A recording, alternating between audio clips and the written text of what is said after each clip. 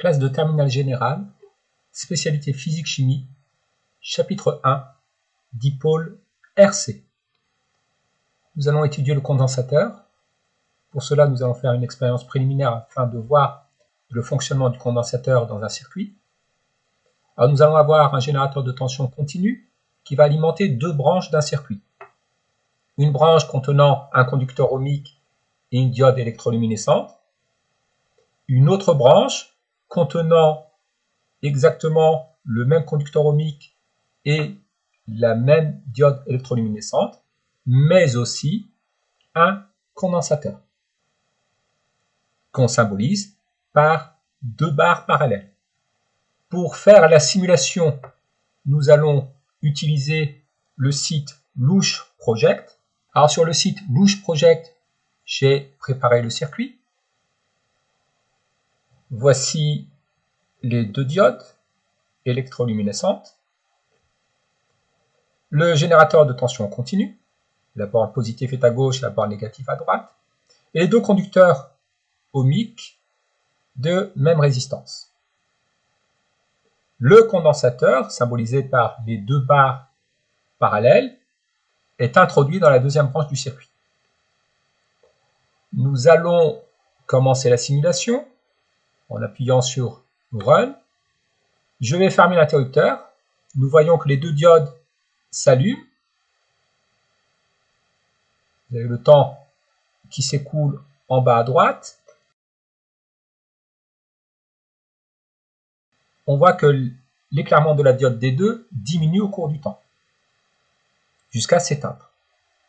Cela veut dire qu'au bout d'un certain temps, assez rapidement ici, le courant ne circule plus dans la diode D2. On peut en déduire que le condensateur se comporte au bout d'un certain temps, on dit en régime permanent, il se comporte comme un interrupteur ouvert. Ouvrons l'interrupteur, remplaçons le générateur de tension continue par un générateur de tension alternatif. Choisissons une fréquence de 100 Hz. Nous allons lancer la simulation. Je rappelle que le temps s'écoule très lentement lors de la simulation. Il faut observer le temps qui s'écoule ici en bas à droite. Je lance la simulation et je ferme l'interrupteur.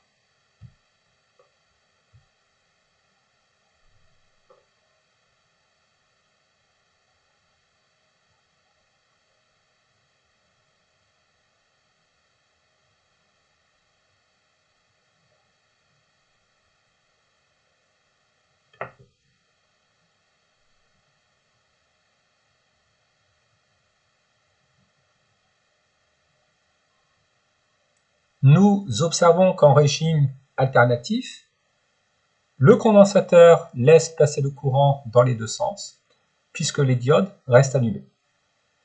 Alors qu'en régime continu, lorsqu'on atteint le régime permanent, le condensateur se comporte comme un interrupteur ouvert. Lorsqu'on ferme l'interrupteur, les deux diodes s'allument, leur éclat est instantané. Mais celui de D2 va faiblir rapidement jusqu'à ce que D2 s'éteigne. La tension aux bornes du condensateur augmente, et lorsque D2 s'éteint, la tension aux bornes du condensateur a une valeur maximale constante.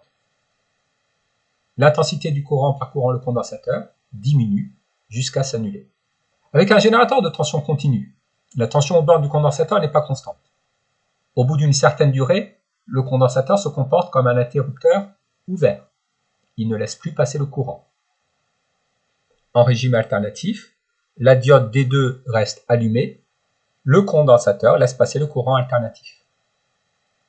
Un condensateur est constitué de deux armatures conductrices séparées par un isolant appelé diélectrique. Cela peut être de l'air, de l'huile, du papier, de la paraffine, du mica, des céramiques. Son symbole est constitué de deux traits parallèles, comme à l'écran. Les deux traits symbolisent les armatures. Entre les armatures, un isolant est présent. Principe de fonctionnement d'un condensateur. À la fermeture de l'interrupteur, un courant d'intensité I circule dans le sens de la flèche rouge et s'annule très vite dans la branche contenant le condensateur. À la fermeture de K, les deux diodes s'allume avec un éclat instantané. Les électrons, qui sont les porteurs de charge, circulent en sens inverse de celui du courant, donc dans le sens de la flèche bleue. Les électrons quittent l'armature A et arrivent sur l'armature B. Comme un isolant sépare les deux armatures, les charges ne peuvent traverser le condensateur.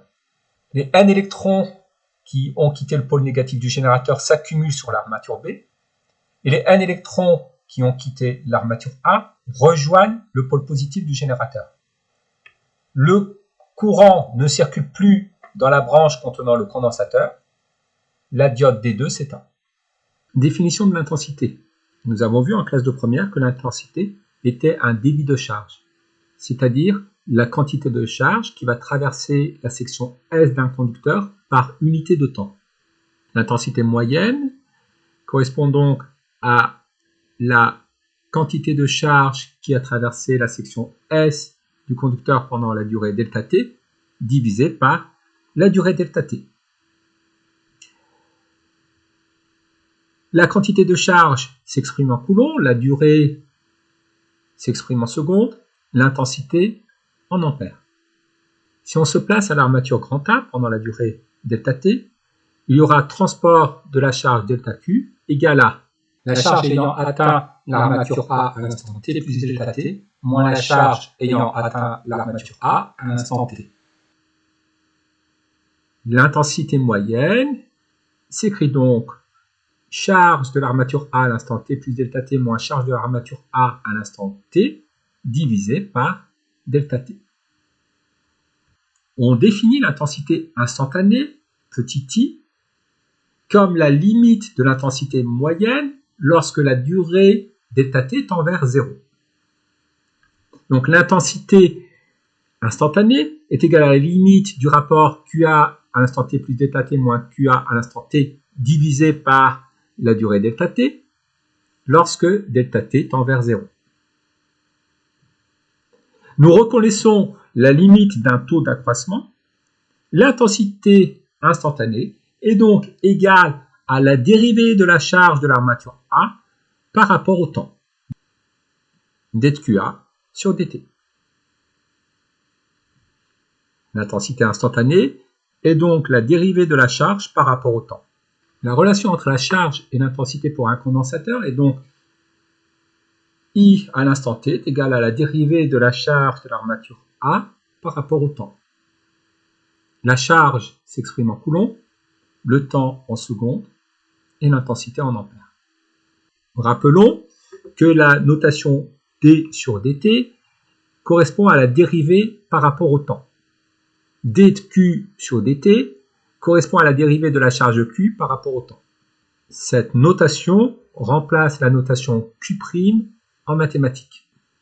Ici, on dérive la charge non pas par rapport à petit x comme en mathématiques, on la dérive par rapport au temps. La dérivée de la fonction f par rapport à x, qui se note en mathématiques f' de x, peut se noter sous forme différentielle d de f sur dx. La notation d sur dx remplace la notation prime pour signifier dérivée par rapport à x. Ici, en électricité, nous allons dériver par rapport au temps. Donc, nous allons noter f' de t, ou df sur dt, la dérivée de la fonction f par rapport au temps. En mathématiques, on utilise souvent la variable x pour dériver. Ici, en électricité, et aussi en mécanique, on utilise la variable temps pour dériver. Voyons quelques dérivées qui nous seront utiles. La dérivée de la constante k est 0. La dérivée d'une constante multipliée par le temps est égale à la constante. La dérivée de l'exponentielle de t est égale à l'exponentielle de t. La dérivée de l'exponentielle de f de t est égale à la dérivée de f multipliée par l'exponentielle de f. La charge de l'armature A est opposé à la charge de l'armature B. QA est égal à moins QB. Si nous notons QA est égal à petit q, alors QB est égal à moins Q. Algébrisation de l'intensité du courant. Pour le condensateur, on adopte la convention récepteur. L'intensité qui traverse le condensateur et la tension UAB aux bornes du condensateur sont représentées en sens contraire. Si le courant circule bien dans le sens choisi, alors l'intensité I est positive. Sinon, l'intensité I est négative. Si l'intensité I est positive, alors la dérivée de la charge Q par rapport au temps est positive. La charge Q est donc une fonction croissante du temps. Q augmente au cours du temps. Il y a donc charge du condensateur. Si petit i est négative, alors la dérivée de la charge par rapport au temps est négative. La charge est une fonction décroissante du temps. Q diminue au cours du temps. Le condensateur se décharge. Voyons quelle est la relation entre la charge et la tension. Considérons un condensateur initialement déchargé, c'est-à-dire que la charge des armatures est nulle à l'instant 0 secondes. Et chargeons ce condensateur à l'aide d'un générateur de courant continu qui délivre un courant I constant. Visualisons l'évolution de la tension UAB aux bornes du condensateur au cours du temps. Pour cela, utilisons le site Louche Project pour simuler la manipulation. Pour la simulation, j'ai choisi un générateur de courant continu de 1 mA, un condensateur de capacité 1 millifarad. Aux bornes du condensateur, j'ai branché un oscilloscope qui va me permettre de visualiser la tension aux bornes du condensateur au cours du temps. La courbe va se tracer en bas. Je vais fermer l'interrupteur, je lance la simulation et observons à la fois la tension indiquée par le voltmètre ou l'oscilloscope, ainsi que la trace représentant la tension aux bornes du condensateur au cours du temps.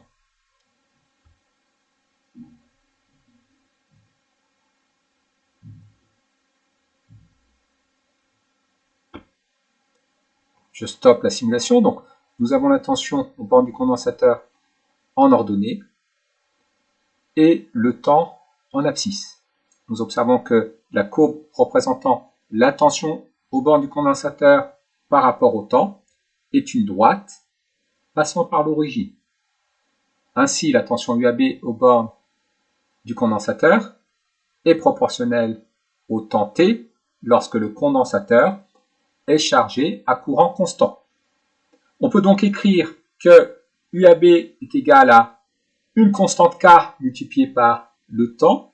UAB est égal à K fois T, où K est une constante. Or, l'intensité du courant est égale à la dérivée de la charge du condensateur par rapport au temps. Ici, la dérivée de la charge du condensateur par rapport au temps est égale à grand I, qui est une constante. Nous allons intégrer cette relation. L'intégration est l'opération inverse de la dérivation. La dérivée de Q par rapport au temps est égale à une constante grand I. Quelle est la fonction que je dois dériver pour obtenir une constante grand I? Eh bien, la fonction que je dois dériver par rapport au temps pour obtenir la constante grand I est grand I multiplié par le temps plus une constante. Une primitive de grand I est donc I fois T plus constante. Cette constante, je la note Q0. Elle correspond en effet à la charge du condensateur à l'instant t est égal à 0. Si je remplace t par 0, eh bien j'obtiens la charge du condensateur à l'instant initial. Comme ici, le condensateur est initialement déchargé, Q à l'instant 0 vaut 0 coulomb. Donc, la charge du condensateur au cours du temps est égale à l'intensité grand I multiplié par le temps t. Q est égal à I multiplié par t. Or, comme on sait que la tension UAB est proportionnelle au temps, nous pouvons remplacer dans l'expression de la charge Q, T par UAB sur K. La charge du condensateur est égale à l'intensité constante grand I multipliée par la tension au bord du condensateur divisé par K. I et K étant des constantes, I sur K est également une constante. On peut donc écrire que la charge du condensateur est égale à une constante multipliée par la tension aux bandes du condensateur. Q est égal à C fois UAB. Cette constante C est appelée la capacité du condensateur. De manière générale, la charge du condensateur est proportionnelle à la tension à ses bornes. La charge Q du condensateur est égale à la capacité du condensateur C multipliée par la tension aux bornes du condensateur UAB. La charge s'exprime en coulombs, la capacité en farad et la tension en volts. La capacité peut également s'exprimer en microfarad. Rappelons que micro signifie 1 million de fois plus petit. 1 microfarad correspond à 10 puissance moins 6 farad. Ou encore en nanofarad. Nano signifie 1 milliard de fois plus petit. 1 nanofarad est donc égal à 10 puissance moins 9 farad. Ou encore en picofarad. 1 picofarad correspond à 10 puissance moins 12 farad. Nous pouvons aussi exprimer la capacité en millifarad. 1 millifarad est égal à 10 puissance moins 3 farad. Nous allons étudier le dipôle RC série, c'est-à-dire un dipôle constitué d'un condensateur et d'un conducteur ohmique en série. Ce dipôle est alimenté par un générateur basse fréquence qui va nous délivrer une tension carrée. Choisissons un sens de parcours du courant et indiquons-le à l'aide de la flèche rouge. Nous allons représenter les tensions aux bornes des dipôles en respectant la convention générateur pour le générateur et la convention récepteur pour le condensateur et le conducteur ohmique. La tension aux bornes du générateur est représentée dans le même sens que le courant, alors que la tension aux bornes des récepteurs est représentée en sens opposé au courant. Pour visualiser la tension aux bornes du condensateur et la tension aux bornes du GBF, nous allons brancher un oscilloscope. La masse de l'oscilloscope va être branchée entre le condensateur et le générateur basse fréquence. Nous allons brancher la voie A de l'oscilloscope sur l'autre borne du générateur et la voie B de l'oscilloscope sur l'autre borne du condensateur.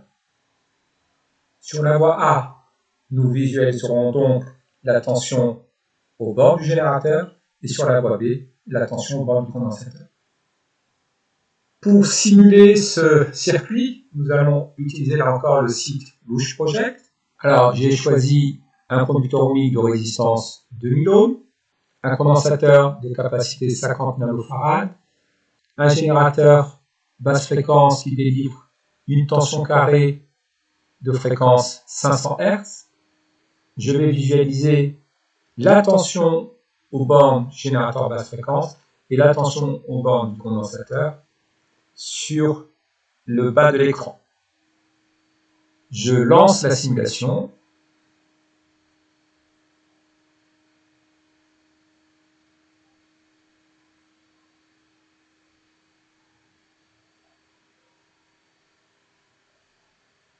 Je vais stopper la simulation. Sur le graphique est représentée en vert la tension aux bornes du condensateur au cours du temps et en rouge la tension délivrée par le générateur au cours du temps. Voilà, j'ai reproduit ce que l'on a obtenu. Le générateur basse fréquence délivre pendant les 1000 premières microsecondes une tension de 6 volts. Au cours de ces 1000 microsecondes, la tension aux bornes du condensateur augmente de 0 à la valeur maximale de 6 volts. Puis, lors des 1000 prochaines microsecondes, le générateur ne délivre plus de tension et la tension aux bornes du condensateur diminue jusqu'à atteindre la valeur 0 volts. On observe la charge du condensateur au cours de la première demi-période et la décharge du condensateur au cours de la seconde demi-période. Nous allons faire une étude théorique du dipôle RC. Nous allons mettre en série un générateur de tension continue, un conducteur ohmique de résistance R, un interrupteur et un condensateur. Initialement, le condensateur est déchargé et à l'instant 0 secondes, on ferme l'interrupteur K. Le générateur de tension continue délivre une tension égale à grand E. En utilisant la convention générateur, la flèche représentant l'intensité du courant est dans le même sens que nous allons appliquer la loi de la ductilité des tensions à la maille FDABF. Pour cela, on choisit un sens de parcours du circuit. Généralement, le sens de parcours du circuit est choisi dans le même sens que celui du courant. Voici en bleu le sens de parcours du circuit. Alors, pour appliquer la loi des mailles, nous allons parcourir la maille dans le sens de parcours. À chaque fois que l'on rencontre une tension représentée dans le même sens que celui du sens de parcours, nous mettons un signe positif devant. Et si nous rencontrons une tension représentée dans le sens opposé au sens de parcours, nous mettons un signe négatif devant. En additionnant les différentes tensions affublées de leur signe, on obtient 0 volts. Donc parcourons la maille. Ici, la flèche tension grand E est dans le même sens que celui du parcours. On va donc noter plus E. Continuons. La tension borne du conducteur ohmique est dans le sens opposé au sens de parcours, donc nous allons noter moins UR. Continuons. La tension UAB ou la tension UC est dans le sens opposé au sens de parcours, donc nous allons noter moins UC. Nous revenons au départ de la maille, donc nous mettons que la somme des tensions affublées de leur signe est égale à 0. Grand E moins UR moins UC égale à 0. En appliquant la loi des mailles, nous obtenons que grand E moins UR moins UC est égal à 0. Notons cette équation, équation petit a. Or, d'après la loi d'Ohm appliquée au conducteur ohmique, la tension aux bornes du conducteur ohmique UR est égale à la résistance du conducteur ohmique multipliée par l'intensité petit i du courant qui le traverse. UR est égal à R fois I. De plus, l'intensité petit i est égale à la dérivée de la charge de l'armature sur laquelle arrive le courant par rapport au temps. Donc I est égal à D2QA sur dt, où I est égal à dQ sur dt. La charge de l'armature A q est égale à la capacité C du condensateur multipliée par la tension borne du condensateur. Q est égal à C fois UC. Reprenons la loi d'Ohm, UR est égal à R fois I, remplaçons I par dQ sur dt, puis remplaçons la charge Q par C multiplié par UC, et développons la dérivée du produit C fois UC par rapport au temps. C étant une constante multiplicative, la dérivée du produit C fois UC, c'est égal à C multiplié par la dérivée de UC. Ainsi, nous obtenons que la tension UR aux bornes du conducteur ohmique est égale à R fois C fois la dérivée de la tension UC par rapport au temps. Reprenons la loi des mailles, E moins UR moins UC est égal à 0, et remplaçons UR par RC fois D de UC sur dt. Réécrivons cette loi des mailles en plaçant les termes constants dans un membre et les termes variables dans l'autre. La loi des mailles s'écrit RC multiplié par la dérivée de la tension UC par rapport au temps plus UC est égal à 30 E. nous reconnaissons la fonction UC et sa dérivée. Ce type d'équation faisant intervenir une fonction et sa dérivée est appelée équation différentielle.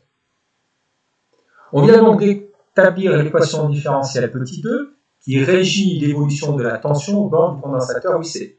En résolvant cette équation différentielle et en s'aidant des conditions initiales, on peut prédire comment va évoluer la tension au bord du condensateur. Le produit RC va être noté tau. Tau est appelé constante de temps du circuit. On peut donc écrire l'équation différentielle. Tau multiplié par la dérivée de la tension au bord du condensateur plus la tension au bord du condensateur est égale à grand E. La solution générale de l'équation différentielle numéro 2 est de la forme UC est égal à A plus B multiplié par exponentielle moins KT, où A, B et K sont des constantes à déterminer. Pour déterminer la constante K, nous allons remplacer dans l'équation différentielle numéro 2 UC par son expression numéro 3. Alors, calculons tout d'abord la dérivée de UC par rapport au temps. La dérivée de UC par rapport au temps, c'est la dérivée de l'expression A plus B multiplié par exponentielle de moins KT par rapport au temps. La dérivée d'une somme est la somme des dérivées, donc ceci s'écrit dérivée de A par rapport au temps plus dérivée de B exponentielle moins KT par rapport au temps. La dérivée d'une constante par rapport au temps est nulle. Donc d de A sur dt est égal à 0. La dérivée d'une fonction multipliée par une constante, c'est égal à la constante multipliée par la dérivée.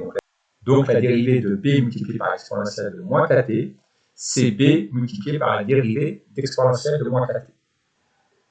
La dérivée de l'exponentielle de moins kt par rapport au temps, ce sera la dérivée de moins kt multipliée par exponentielle de moins kt.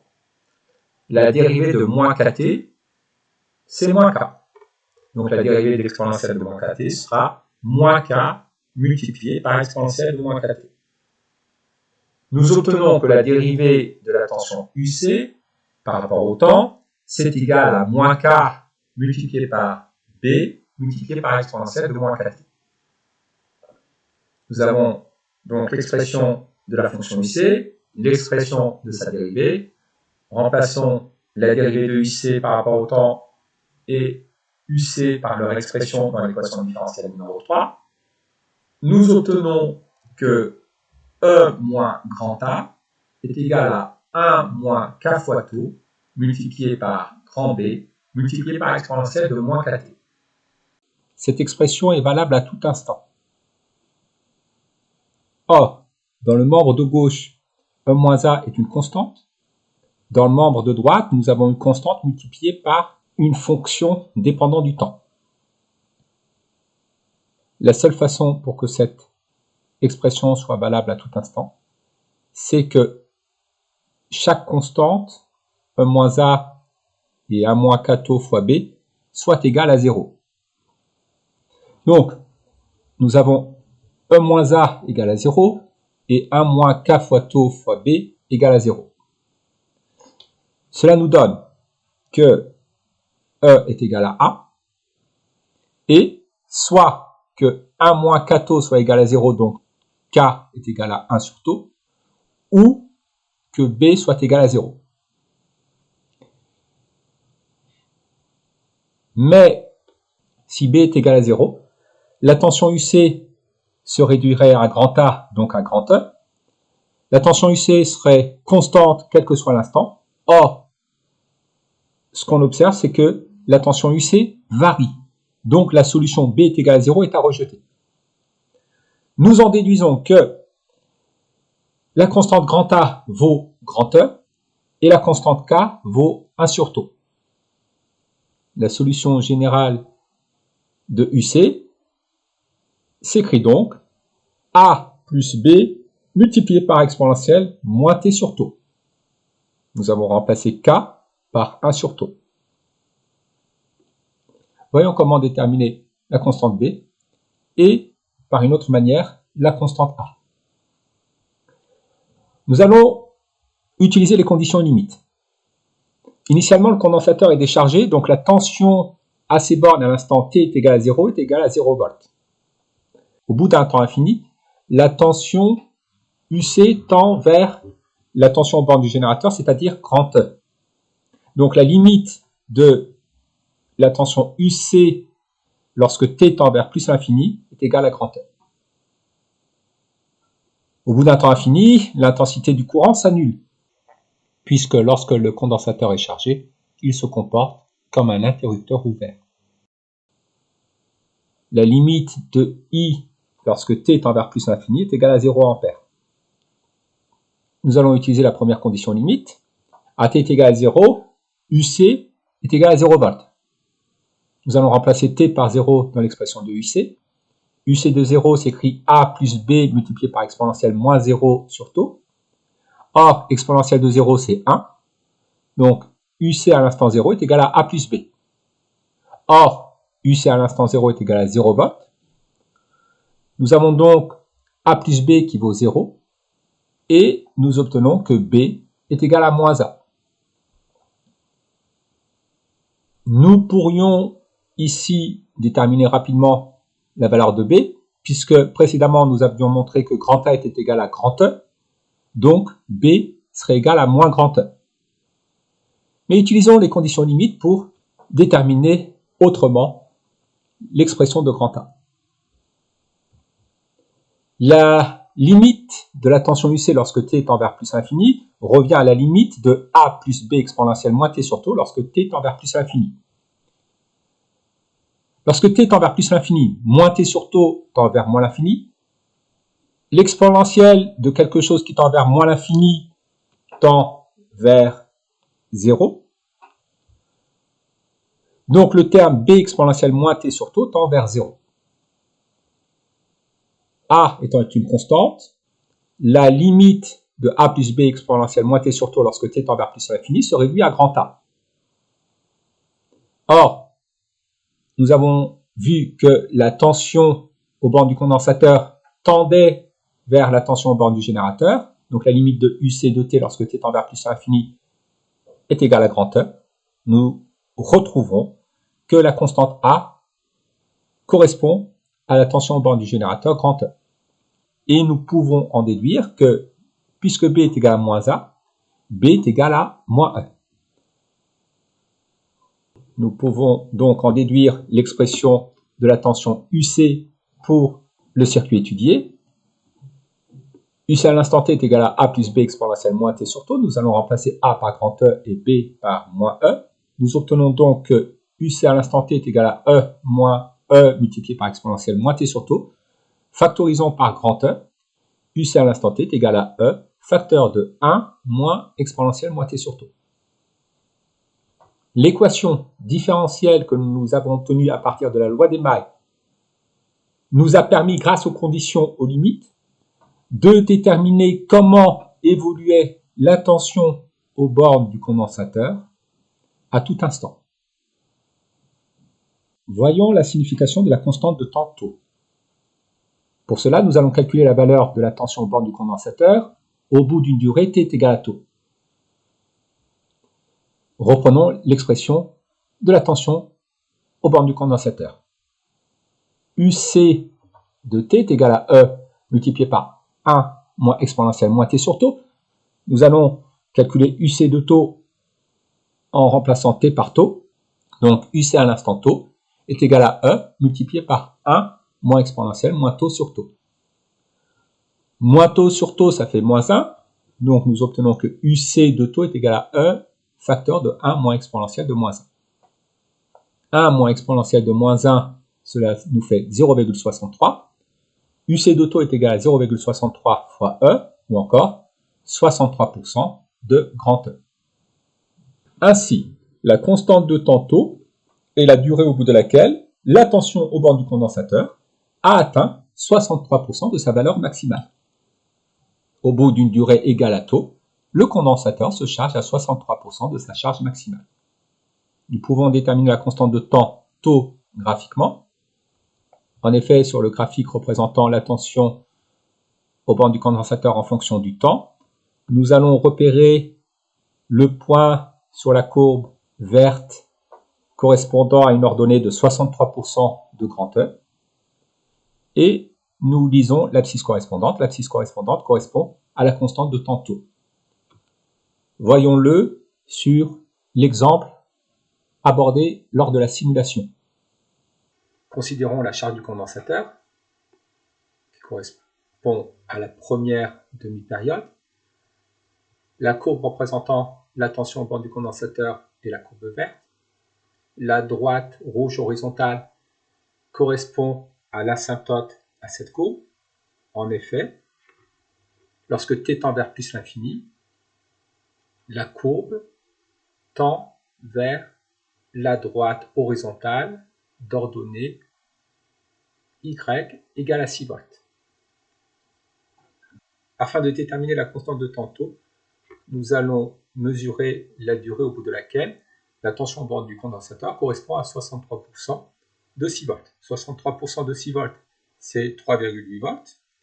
Reportons 3,8 volts sur la courbe représentant la tension aux bornes du condensateur. Lisons l'abscisse correspondante. L'abscisse correspondante est égale à 100 microsecondes. La constante de temps tau du circuit est de 100 microsecondes. Vérifions cela par le calcul. La résistance utilisée dans le circuit était de 2000 ohms. La capacité du condensateur de 50 nanofarads. 50 nanofarads, c'est 50 fois 10 puissance moins 9 farads. Le produit RC correspondant à la constante de temps tau est égal à 2000 multiplié par 50 fois 10 puissance moins 9 secondes. Cela nous donne 1 fois 10 puissance moins 4 secondes. En multipliant par 10 puissance plus 6, nous convertissons en microsecondes. 1 10 puissance moins 4 secondes correspond à 100 microsecondes. Nous avons bien retrouvé graphiquement la constante de temps tau RC, qui vaut 100 microsecondes pour ce circuit. Calculons maintenant la valeur de la tension aux bornes du condensateur au bout d'une durée égale à 5 tau. Le principe est le même, nous allons reprendre l'expression de la tension aux bornes du condensateur, remplacer T par 5 fois tau. Nous obtenons UC à l'instant 5 tau égale à E multiplié par 1 moins exponentielle moins 5 tau sur tau. Exponentielle moins 5 tau sur tau, cela nous donne exponentielle de moins 5. À la calculatrice, 1 moins exponentielle de moins 5, cela nous donne 0,99. La tension aux bornes du condensateur au bout d'une durée égale à 5 tau correspond à 99% de grand E. Au bout d'une durée égale à 5 tau, le condensateur se charge à 99% de sa charge maximale. Nous allons maintenant voir comment obtenir graphiquement la valeur de la constante de temps tau. Donc nous allons déterminer l'équation de la tangente à l'origine à la courbe représentant la tension. L'équation de la tangente à la courbe a pour expression A fois T plus B, où l'ordonnée à l'origine B est égale à 0, puisque UC à l'instant 0 est égal à 0, et le coefficient directeur petit a est égal à la valeur de la dérivée de la tension UC, AT est égal à 0. Petit a est la valeur AT est égal à 0 de la dérivée de la tension UC. La dérivée de la tension UC, c'est la dérivée de E multiplié par A moins exponentielle moins T sur tau. E est un facteur multiplicateur, donc nous pouvons l'extraire de la dérivée. La dérivée de 1 moins exponentielle moins T sur tau, c'est la dérivée de 1 plus la dérivée de moins exponentielle moins T sur tau. Et la dérivée de 1, c'est 0. Donc, la dérivée de la tension UC, c'est grand E multiplié par la dérivée de moins exponentielle moins T sur tau. La dérivée de exponentielle moins T sur tau, c'est la dérivée de moins T sur tau multiplié par l'exponentielle moins T sur tau. La dérivée de moins T sur tau, c'est moins 1 sur tau. Donc, la dérivée de exponentielle moins T sur tau, c'est moins 1 sur tau multiplié par exponentielle moins T sur tau. Comme il y a déjà un signe moins devant l'exponentielle, nous obtenons que la dérivée de moins exponentielle moins T sur tau, c'est 1 sur taux multiplié par exponentielle moins t sur taux. Le coefficient directeur petit a est la valeur de cette dérivée à l'instant t est égal à 0. Donc nous remplaçons t par 0. Nous obtenons que petit a vaut e sur taux multiplié par exponentielle de 0. Exponentielle de 0 vaut 1. Donc le coefficient directeur petit a vaut e sur taux.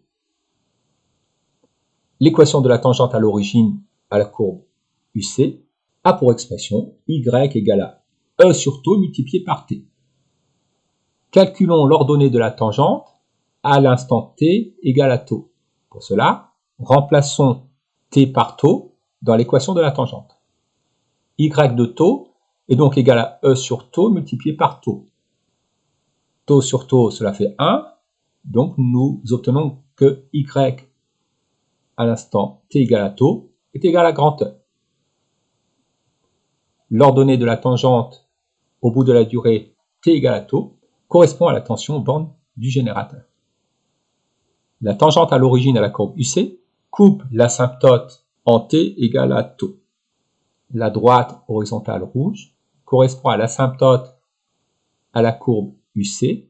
En effet, la limite de la tension UC lorsque t tend vers plus l'infini, c'est égal à grand E. J'ai représenté en bleu la tangente à l'origine à la courbe UC. Le point d'intersection de la tangente à l'origine et de l'asymptote a pour abscisse t égale à taux. Nous pouvons le vérifier sur l'exemple de la simulation. Traçons la tangente à l'origine à la courbe UC. Le point d'intersection entre la tangente à l'origine à la courbe UC et l'asymptote à la courbe UC a pour abscisse t égale à taux étant la constante de temps du circuit, et on retrouve que taux vaut 100 microsecondes. La vidéo étant longue, je propose de traiter de la décharge du condensateur dans une prochaine vidéo. Pour bien reproduire le raisonnement de ce chapitre, il faut connaître les étapes à suivre et non pas apprendre bêtement par cœur.